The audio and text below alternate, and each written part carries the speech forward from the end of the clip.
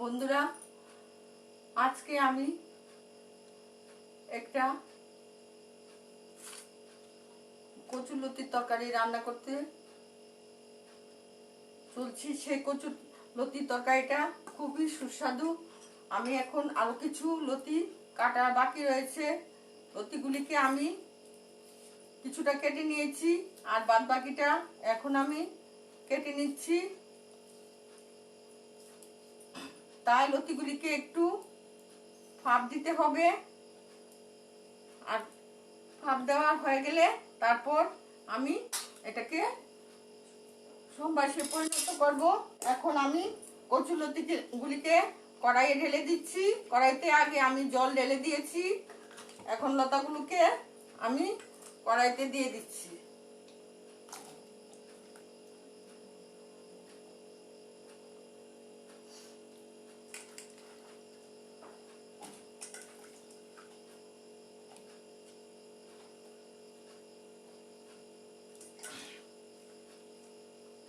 আজকে আমি একটু নিরামিষ কচুরলতি রান্না করছি। এখন আমি এটাকে একটু ঢেকে দিচ্ছি, একটু ভাপ দিয়ে নেব। তারপর কচুরলতিগুলিকে ছেঁকে নিয়ে তারপর আমি লতিটা সম্বাদ দেবো। তারপর লতিটাতে এখন আমি কিছু সরষা আর 3টা কাঁচা লঙ্কা নিয়েছি।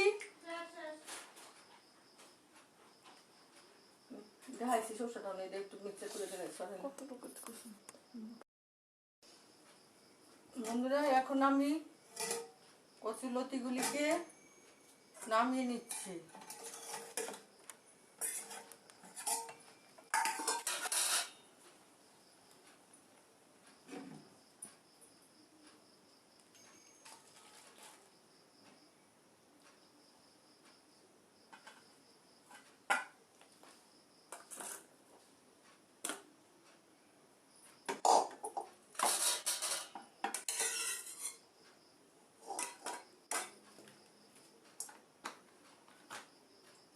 কচুরলতিগুলি ভালো একটু পরে ভাপ না দিলে অনেক সময় গলাতে ধরে যায়। যদি ভিজা জায়গাতে হয়, সেচেতে জায়গাতে কচু, তাহলে গলা খুব চুলকায়। তাই আমি কচুগুলিকে একটু ভাপ দিয়ে নিচ্ছি।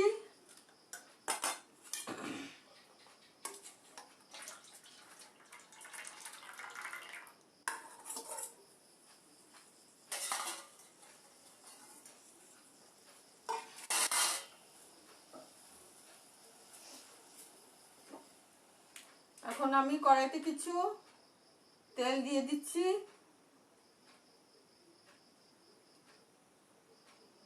কচু খেতে খুব তেল লাগে, কিন্তু তেল ছাড়া কচু খাওয়া যায় না।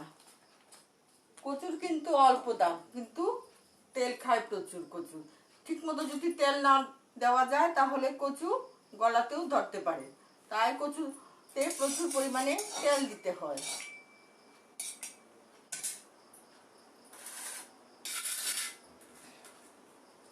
এখন আমি তেলটা কিছুটা গরম হয়ে যাচ্ছে, আমি এটাতে একটা শুকনো লঙ্কা চিড়ে, একটা শুকনো লঙ্কা আস্তা দিয়ে দিলাম।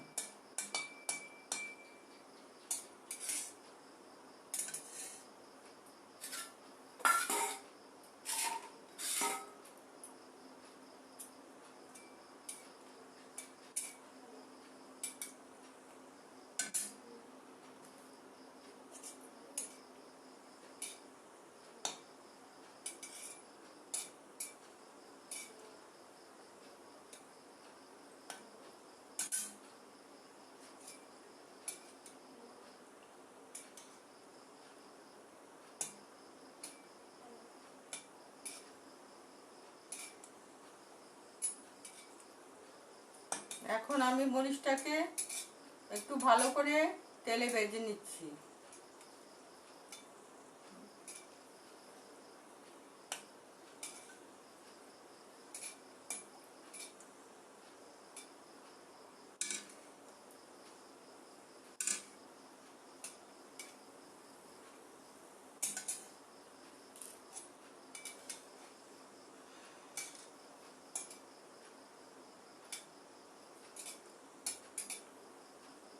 ভালো করে তেলে ভেজে নিয়ে এখন আমি এটাতে মেথি ফোড়ন দেব।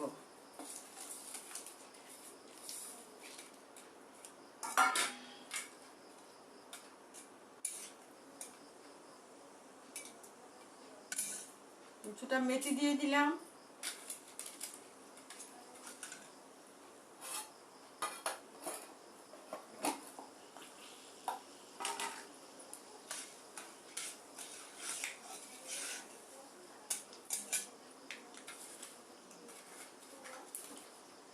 একটু তেজপাতা দিয়ে দিলাম।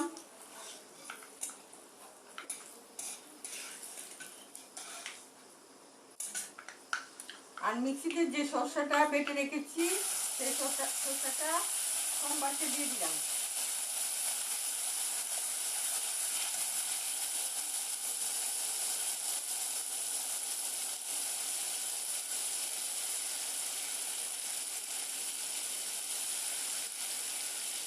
সরষাটার সাথে 4-5টা কাঁচা লঙ্কা দিয়েছি।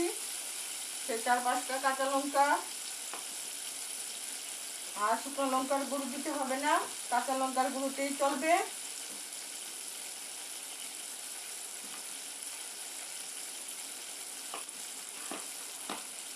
এটাতে প্রচুর পরিমাণ সরিষা রয়েছে, তার জন্য একটু জল দিয়ে ধুয়ে দিয়েছি।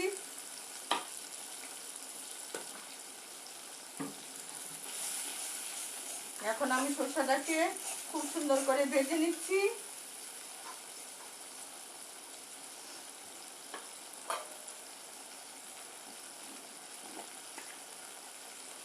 সরষাটাতে কিছু পরিমাণ হলুদ দিয়ে দিচ্ছি, এই ছোট চামচে 1 চামচের মতো।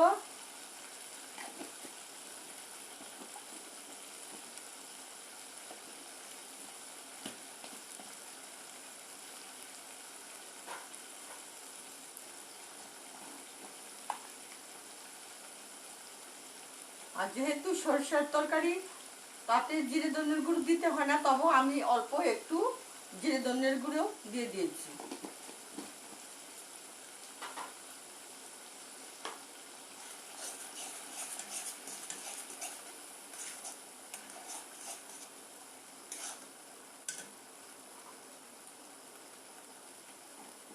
কাঁচা লঙ্কাগুলি আজকে নতুন এসেছে, তার জন্য আমি ঠিক বলতে পারছি না কাঁচা লঙ্কাগুলি কিরকম ঝাল হবে। তার জন্য কচু তো, তার জন্য একটু লঙ্কার গুঁড়ো দিয়ে দিচ্ছি।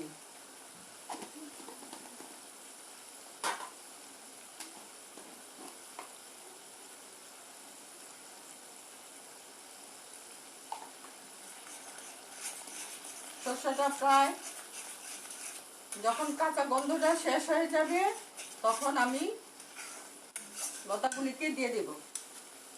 দেখছি গন্ধটা কিরকম, খুব সুন্দর বেরিয়েছে। এখন আমি লতাগুলিকে দিয়ে দিচ্ছি।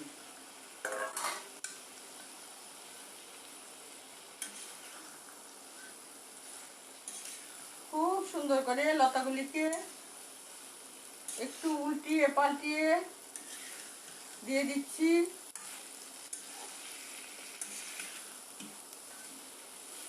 দেখলেন তো বন্ধুরা কি সুন্দর লাগছে কড়াইতে তরকারিটা।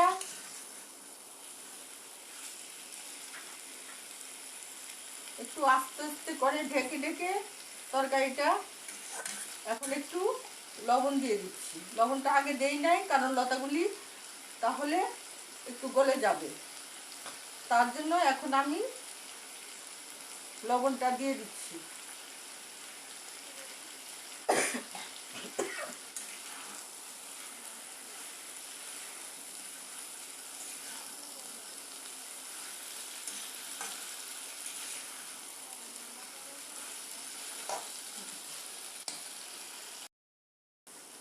বন্ধুরা এখন আমার সরষা দিয়ে যে লতা তো রান্না করছি সেই সরষা লতা খুব সুন্দরভাবে একটার সাথে একটা মিশে গিয়ে, দেখছেন তো বন্ধুরা কিভাবে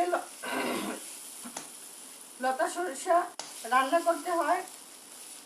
তাই আমি যারা নতুন রান্না শিখতে ইচ্ছুক বা রান্না করতে ইচ্ছুক তাদের আমি দেখিয়ে বলছি যে সরষাটা কিভাবে রান্না করতে হয়।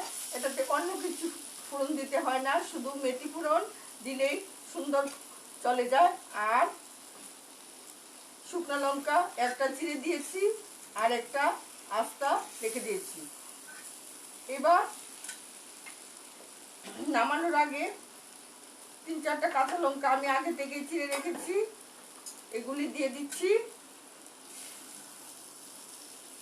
আস্তে আস্তে নাড়তে হয়, না হলে লতাগুলি একটার গায়ে একটা লেগে যাবে, যেন আলতোভাবে থাকে।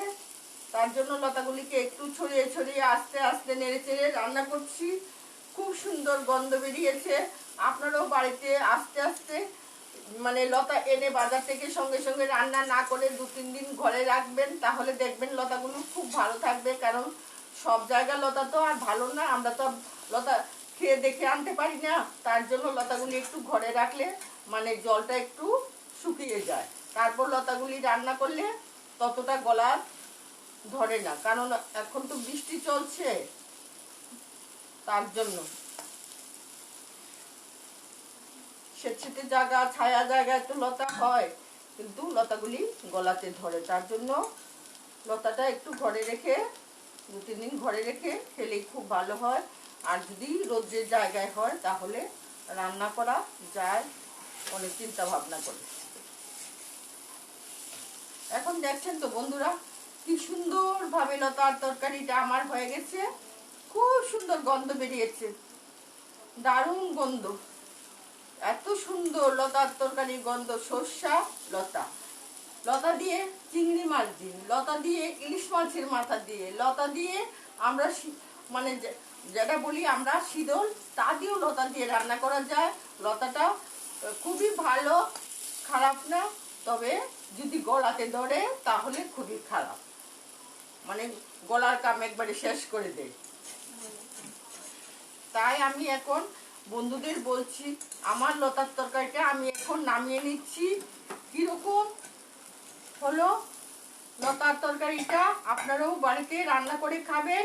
দেখেন লতার তরকারিটা কি সুন্দর আস্তে আস্তে আস্তে আস্তে করে রয়েছে, মাঝে মধ্যে কাঁচা লঙ্কা আছে, শুকনো লঙ্কা আছে। লতার তরকারিটা কিরকম হলো আমি এখন বন্ধুদের বলছি যে নিরামিষ, এটা হলো নিরামিষ লতা।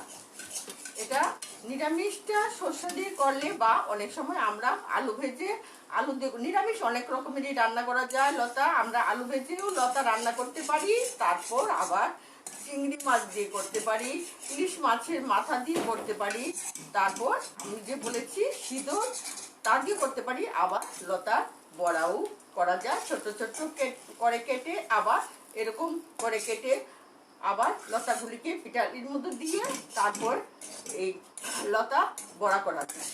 তাই লতার অনেক রকম রান্না আমি আপনাদের সামনে তুলে ধরতে পারি, কিন্তু আমি এখন মুখে বললে তো আর হবে না। লতার তরকারিটা মুখেও বলে দিচ্ছি, কারণ যে লতা দিয়ে আমরা কত রকম ভ্যারাইটিস তরকারি করতে পারি।